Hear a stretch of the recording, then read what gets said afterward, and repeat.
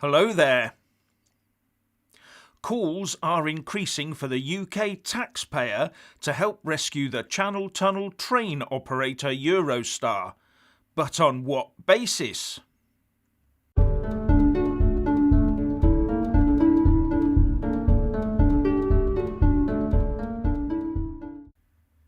Firstly, please subscribe and like this video to give my channel a boost, and I'm always uploading new content, so please do check back daily, and a big thanks to my Patreon and PayPal supporters. According to reports, Eurostar is hemorrhaging money after passenger numbers plummeted due to the pandemic and needs UK taxpayer cash to keep it afloat. But as I'll come on to, the UK taxpayer doesn't have an interest in Eurostar. Writing in The Independent, Simon Calder says, "In a normal year, Eurostar would be expected to carry more than 30,000 passengers a day on average, sell tickets worth £1 billion annually, and make around £100 million in profit. But trains through the Channel Tunnel from London have been reduced to a single trip to Paris and another to Brussels and Amsterdam, with a typical daily total of 200 to 300 travellers." And it's not just Eurostar. As you can see from this graph, compiled using data from Road and Rail, the quarterly drop in rail passenger journeys in Great Britain was vast, going from circa 400 million or more a quarter to 35 million overnight. So Eurostar has enormous costs and zero income to cover them. As a result, the Eurostar chief executive, Jacques Damas, sent the Chancellor Rishi Sunak a begging letter last November. And now, according to Sky News, pressure is mounting on the UK and French governments to agree financial aid for Eurostar, the cross-channel rail operator, as it fights for survival.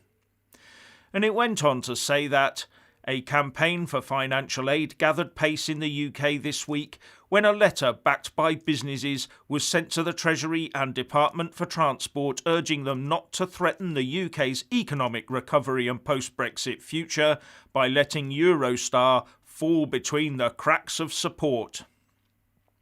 And the chair of the Transport Select Committee, Tory MP Hugh Merriman, said, "We simply cannot afford to lose Eurostar to this pandemic. The company contributes £800 million each year to the UK economy. It is unique in offering an environmentally friendly direct connection to mainland Europe. Trips from London to Paris, Brussels and Amsterdam on the Eurostar emit between 80 to 90% less greenhouse gas emissions per passenger than the equivalent short-haul flights. Like airlines, quarantine and travel restrictions have blighted Eurostar's access to its markets during the pandemic. Unlike airlines, Eurostar has been shut out from government loans that have offered a lifeline. Eurostar's traffic has fallen by over 95%. Services have been stripped back to a bare minimum. It needs a joint, bespoke UK-French solution to help it through this crisis." But why should the UK taxpayer be expected to bail out a company in which it has no interest? The UK does not own any part of Eurostar. The Dutch Review reports that Eurostar is a private company, so they don't receive aid from the government, leaving them in a very critical condition, according to Christophe Fanichet, CEO of French rail company SNCF, co-manager of Eurostar. Without government assistance by April, the train company will no longer be able to meet its payment obligations. But the company's appeal for government aid doesn't look promising. This is a French company in England, so the British are not helping, and the French are not helping because it is in England, Fanichet told reporters. So even the French government appears to be unwilling to help. Now, just for completeness, this is how the operation works according to Eurostar. The Channel Tunnel, often called the Tunnel for short, is an undersea tunnel linking southern England and northern France.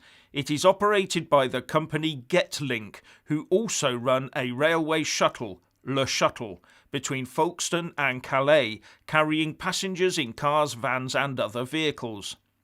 Eurostar is a totally separate company and is Getlink's biggest customer, running high-speed passenger services through the Channel Tunnel between London and a number of other European cities on the continent, including Paris, Brussels, Lille, Lyon, Avignon and Marseille. The shares in the tunnel owner's Getlink appear to be spread across the institutional, public company, general public and insider ownership. Now, Eurostar commenced operations under the ownership of the French national rail operator SNCF, the Belgian state rail operator SNCB and British Rail. But the UK government divested itself of the 40% share in the concern and sold it to a two-company consortium. 10% of Eurostar held by a UK-based company called Hermes Infrastructure and 30% held by a Canadian firm, Caisse de Dépôt de Placement du Québec, CDPQ. So as far as I can see, it pans out like this. France, via SNCF, owns 55%, the Canadian company CDPQ has 30%, Hermes owns 10%, and the Belgian SNCB has 5%. So were the UK taxpayers to put their hands in their pockets, all we would be doing is bailing out the French and Belgian taxpayers as well as two private investment companies. And consider that we've already been paying for furloughed Eurostar workers in the UK. And what would we get in return for a bailout? Trains would keep operating under Eurostar. And the argument seems to be that it's wonderful to have a UK to EU train service and that it's very green. But that would be the case if it was operating under any company logo. If Eurostar failed, it would presumably go into administration and get snapped up cheap by another operator.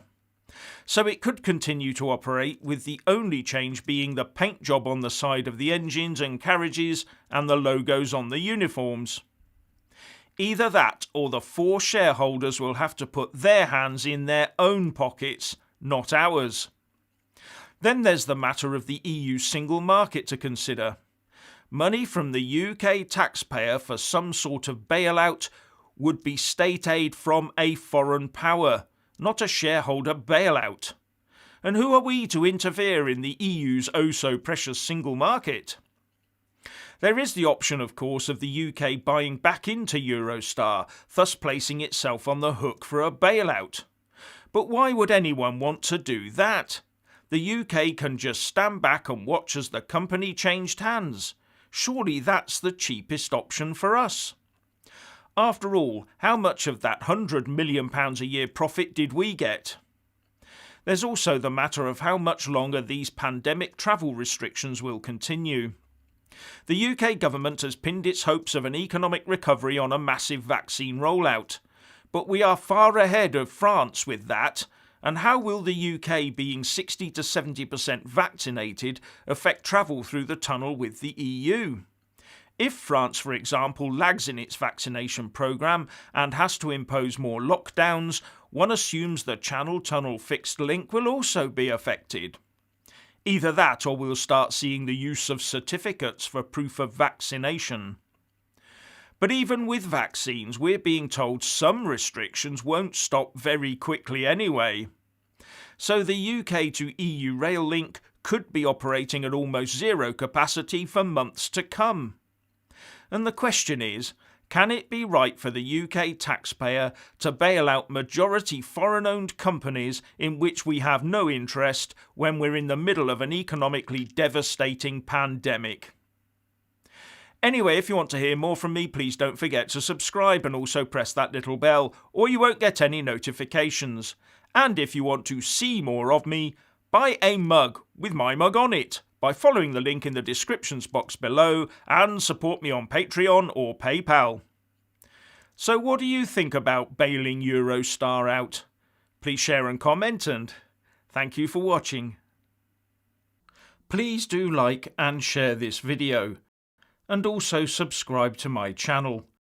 And when subscribing, please do remember to press on the little bell next to the subscribe button. That way you'll get an alert every single time I put up a new video. And thank you very much for watching.